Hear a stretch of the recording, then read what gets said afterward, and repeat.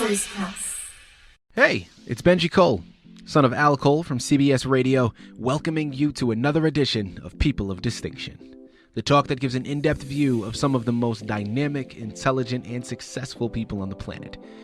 And on the line with us today, we have Brian G. Tordoff. We'll be discussing his fantastic book, Letters and Words Sudoku, available at his personal website. That's lettersandwordssudoku.com. And I will say, Brian was brought to our network, People of Distinction, today by some of the best movers in the business, Authors Press Publishing. So if you have a book that you'd like moved, move it through Authors Press. You can find them at authorspress.com.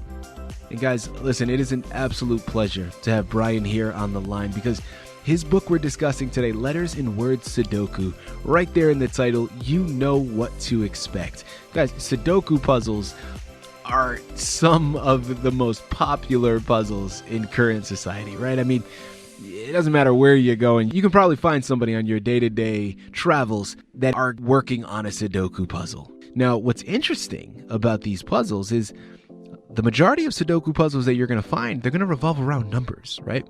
And you have to find the numerical value to really be able to complete and comprise the puzzle. But Brian has found a very creative way to construct his. He uses letters and words to comprise his Sudoku puzzles. So instantly, it's something that we, or at least myself, have never experienced before, so I'm instantly intrigued. But not only is it a creative way to comprise these puzzles, but it's also a great story behind it. And I'm so glad that we have Brian here on the line because, listen, he's the expert on the matter. He's going to be able to articulate all of it much better than I ever could. So without further ado, first and foremost, Brian, thank you very much for being a guest with us today on People of Distinction. How are you? I'm doing just fine, sir. How about you? Very well, very well. Thank you very much for asking, Brian. We're very much looking forward to this and really picking your brain to figure out how this came about and learn a little bit more about it. Now, before we go into the book itself, Brian, let's hold off slightly. Tell our listening audience a little bit more about you. I'm 74 years old. I've been married 52 years. I've got 2 sons and 3 grandsons and a daughter-in-law.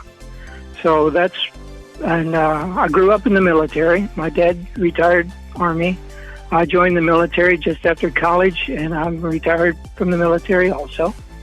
I spent 23 years as a librarian, one part of it for the Jefferson City Public Library here in Jefferson City, Missouri, and the other part for Missouri State Government. And I'm a Christian, and I've been to Peru 3 different times on missionary trips. So I guess that's me. Fantastic. Well, first and foremost, thank you very much for your service. It sounds like you come from a wonderful family, a long, beautiful marriage. Now, Brian, without further ado, let's jump right into the book, Letters and Words Sudoku. Tell us a little bit about it. It's just like a Sudoku puzzle book, only instead of using numbers, I use letters. And each puzzle has 9 letters to it. And every puzzle is different. I take 9 letters at random out of the letters and just pick 9 of them, usually 3 vowels and then 6 consonants, or 4 vowels and 5 consonants, whatever works out.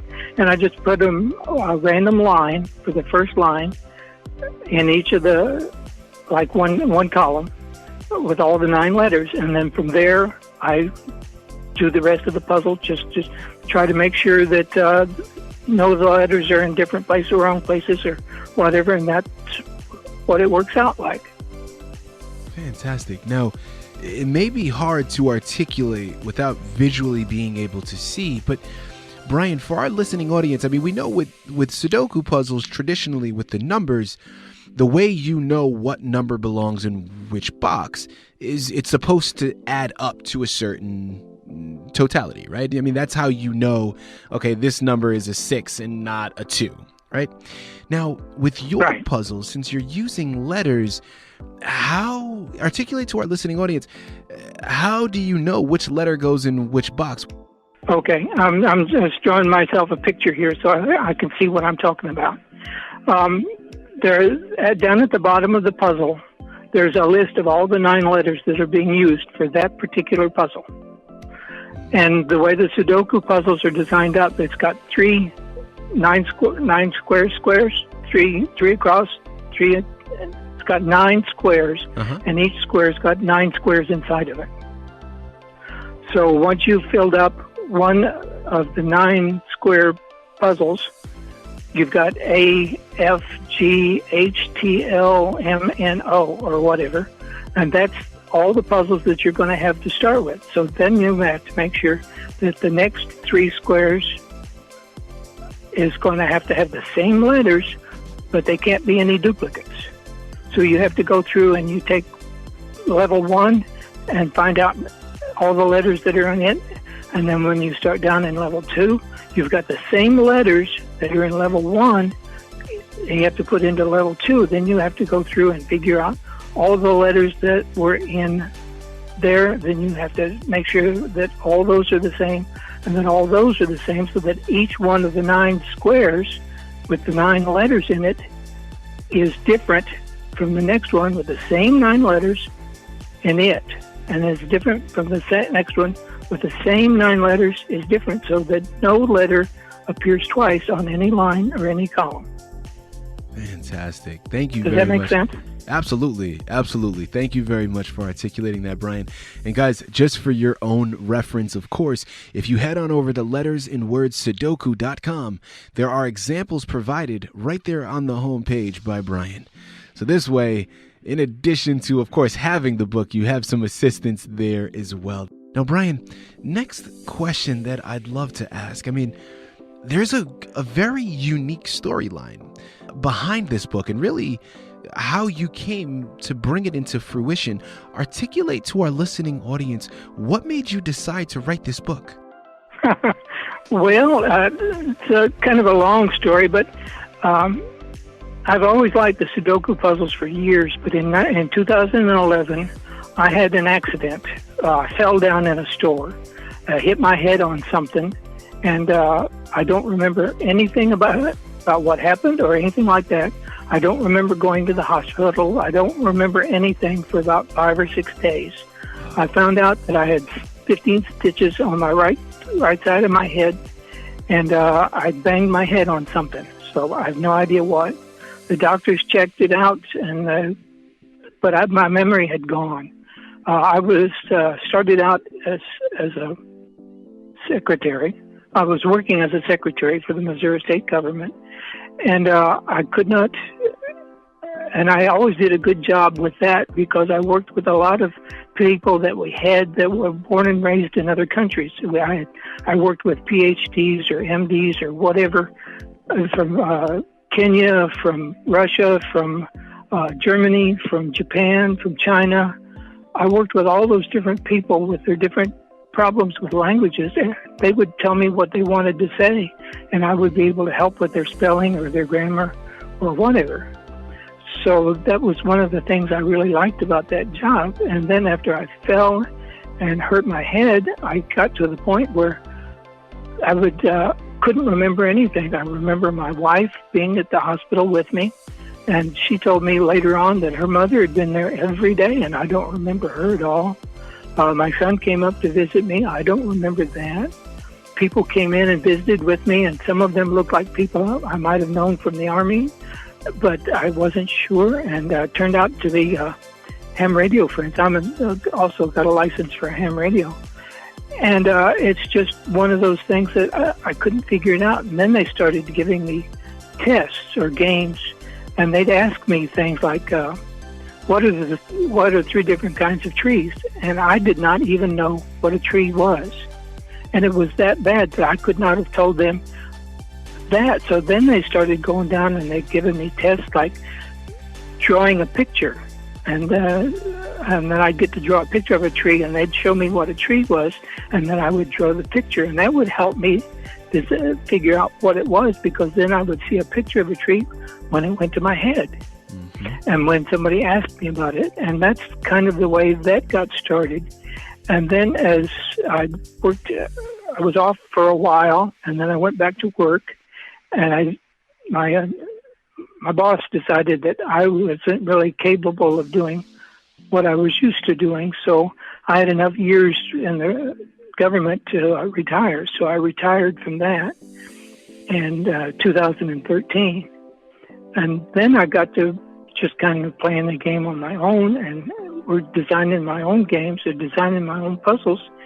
And it came an idea of doing the puzzle and then selling it to somebody. So I made 100 puzzles and contacted several different companies, and Exlibris.com was the one that said, okay, we'll give it a shot. So they were the first publisher for that book. And I got kind of discouraged because it didn't sell very well. And I tried another publisher, and that didn't sell very well either. But the company that I have now, Authors Press, is helping me a lot, and that's helping me. But the idea behind the puzzles is it helped me improve my English. It helped me to learn how to read better. It helped me to learn how to figure out what words were. And I got to thinking about that too. So while I was doing my puzzle, I got to thinking about doing them for different languages. So I did a thing on the internet, and I wrote down all the letters of a Spanish alphabet. And I went through and designed a Spanish puzzle, but I had no idea what the words were. So I went down to one of the Mexican restaurants here in town, and I found out a young lady there that would be willing to help me go through the answer sheet and find out words that she knew, and those were the words I used for the puzzle. That puzzle book's not been sold yet, but that's what got that started. And then I got to thinking about there were probably 150 different countries in the world, and there must be thousands of languages. I know Chinese and Japanese and whatnot don't use an alphabet, but how many languages do use an alphabet? And then I got to thinking about how this puzzle might be able to help people from other languages. You know, if you could find a Russian publisher or somebody that would be willing to play the game with you, then he could publish his own book and give it to teachers or to medical people or whatever that might help people that might have the same problems I had. And that's kind of what that got that started. And that's the part that really intrigues me, is finding other people that would be interested in it, and it might help them and the people they work with. Fantastic. And that's basic story there. Fantastic. Guys, again, here on the line with Brian G. Tordoff. We're discussing his fantastic book, Letters in Word Sudoku, available at his personal website, lettersinwordsudoku.com. Now, Brian, after hearing you go through and articulate that to our listening audience, would it be fair to say that this is a book that you created with the hopes and intention, not just for entertainment, but also for benefit, right? For people to actually, again, if anybody has had a similar experience to you where they had a head injury, that this book could be utilized to really help them in their process to recovery. Is that fair to say? That's fair to say. I'm pretty sure that it would help. There's nothing that I can say that it positively helped me or anything like that, but I know that it's a lot easier for me to read and write and whatnot now than it was before, and I can do the puzzles fairly easily, and I just think that something like this might be of help to people all over the world, and it would be really neat to have this book published in German or Russian or French or I don't know. I'm sure there must be many different languages that have alphabets. Brian, as we start to tie up this fantastic interview, I'd love to ask, why do you think people will want to buy your book? Well, like a Sudoku puzzle book, it's something that you have to sit down and figure it out. You have to get the system together. You have to find out where all the numbers go. And it's the same idea with this.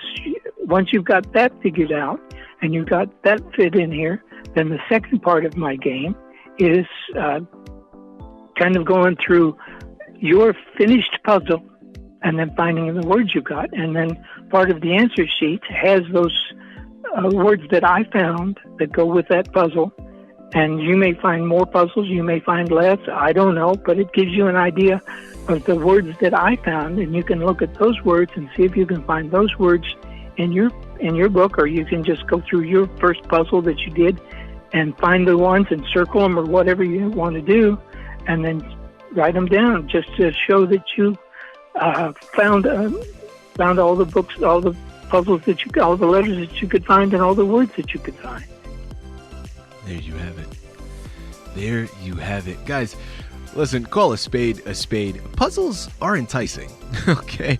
I mean, we have all had experience with the numerous puzzles that are out there, whether it's word search, crosswords, Sudoku puzzles. Puzzles are enticing, right? And really, once you get into it, there's something very addicting about it. So whether it's just to pass the time or it has an educational or beneficial factor, like Brian's book, this is something that is a great gift for anybody else. This is something that'd be fantastic for you and on your shelf.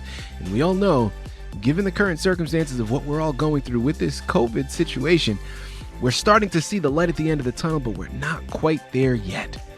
So why not utilize a book of this magnitude to help pass the time at home and get the beneficial properties that you're going to be able to receive from it as well?